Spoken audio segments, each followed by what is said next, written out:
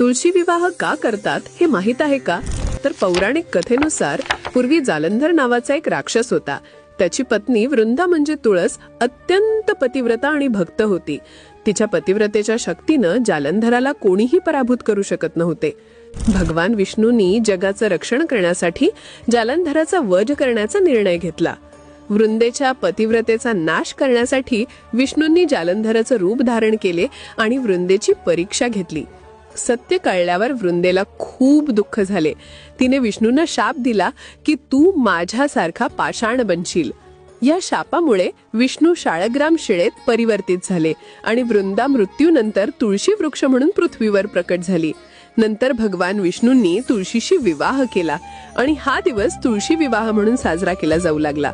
त्या दिवसापासून दरवर्षी तुळशी आणि विष्णूचा विवाह लावला जातो आणि यानंतरच सुरू होतात सगळी शुभ कार्य, लग्न, मुंज, गृहप्रवेश.